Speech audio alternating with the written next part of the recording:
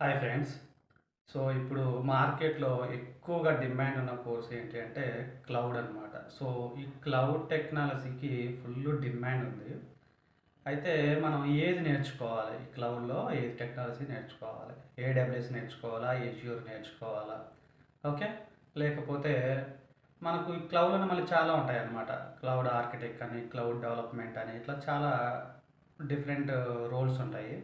మరి మనం ఏది నేర్చుకోవాలి దీంట్లో? చూడండి మనకేంటంటే స్పెసిఫిక్‌గా ఒక రోలే కావాలనుకోండి.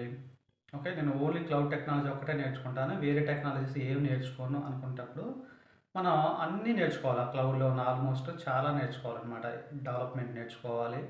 డిప్లాయ్‌మెంట్ నేర్చుకోవాలి. ఓకే.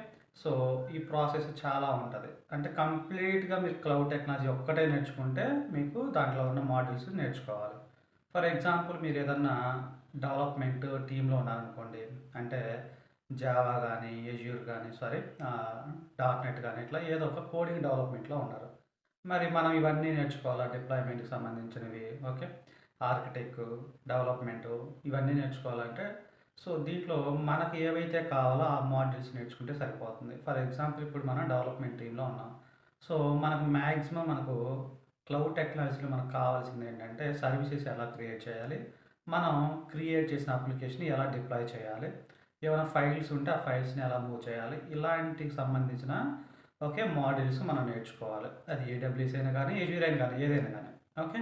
ఒకవేళ మీరు కంప్లీట్‌గా నాకు ఈ డెవలప్‌మెంట్‌తో సంబంధం లేదు, టెస్టింగ్‌తో సంబంధం లేదు, ఓన్లీ క్లౌడ్ టెక్నాలజీ ఒక్కటే నేర్చుకోవాలనుకుంటే మాత్రం మనం డిప్లాయ్‌మెంట్ నేర్చుకోవాలి, సర్వీస్‌ని క్రియేట్ చేయడం నేర్చుకోవాలి. ఓకే.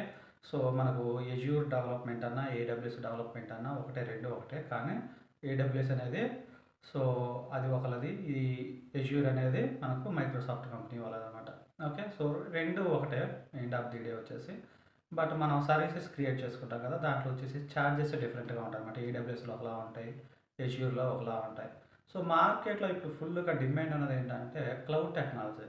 అయితే మరి ఫ్రెషర్‌గా దీనికి ఫుల్ డిమాండ్ ఉంటదా అంటే కొంచెం తక్కువనే ఉంటది. ఎవరైతే ఎక్స్‌పీరియన్స్ ఉంటారో ఆల్రెడీ మార్కెట్‌లో ఉన్న వాళ్ళకి ఇప్పుడు డెవలప్‌మెంట్ టీమ్ వాళ్ళు మనం ఈ క్లౌడ్ టెక్నాలజీ నేర్చుకొని మన రెజ్యూమ్‌లో పెట్టుకున్నాం అనుకోండి వెయిటేజ్ ఎక్కువ ఉంటుందన్నమాట. సో, ఇప్పుడు మార్కెట్‌లో ఏంటంటే ఈవెన్ ఒక డెవలప్‌మెంట్ టీమ్ దగ్గర నుంచి కూడా క్లౌడ్ టెక్నాలజీస్ మినిమమ్ బేసిక్స్ అయితే ఖచ్చితంగా ఎక్స్‌పెక్ట్ చేస్తా ఉన్నారు. సో, సర్వీసెస్‌ని ఎలా క్రియేట్ చేయాలి? అప్లికేషన్ ఎలా డిప్లాయ్ చేయాలి? ఓకే.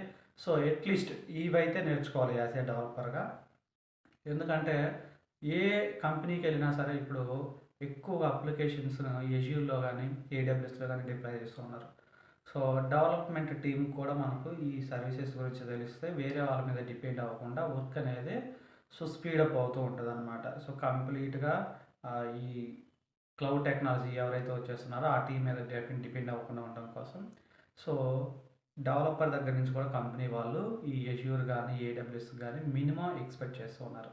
సో, ఇవి గనక మనం నేర్చుకున్నామంటే మనకు మన రెజ్యూమ్‌లో వెయిటేజ్ ఎక్కువ ఉంటుంది రేపు కంపెనీ మారేటప్పుడు కూడా. సో, ఎవరైనా సరే మీరు ఆల్రెడీ డెవలప్‌మెంట్ టీమ్‌లో ఉన్నా, టెస్టింగ్ టీమ్‌లో ఉన్నా సరే ఈ క్లౌడ్‌కి సంబంధించినవి సర్వీసెస్ క్రియేట్ చేయడము, అప్లికేషన్స్ డిప్లాయ్ చేయడము ఈ మినిమమ్ నేర్చుకుంటే సరిపోతుంది. ఇంకా డెప్త్ ఏంటంటే వన్స్ మనం దాంట్లోకి వెళ్ళిపోయిన తర్వాత డీప్‌గా ఆటోమేటిక్‌గా నేర్చుకోవచ్చు. But first okay. మినిమమ్ అయితే ఇవి నేర్చుకుంటే మనకు మన రెజ్యూమ్‌కి వెయిటేజ్ ఎక్కువ ఉంటుందన్నమాట. ఇంకా మీకేమైనా డౌట్స్ ఉంటే కామెంట్స్‌లో యాడ్ చేయండి. డెఫినిట్‌గా మీకు రిప్లై ఇస్తాను.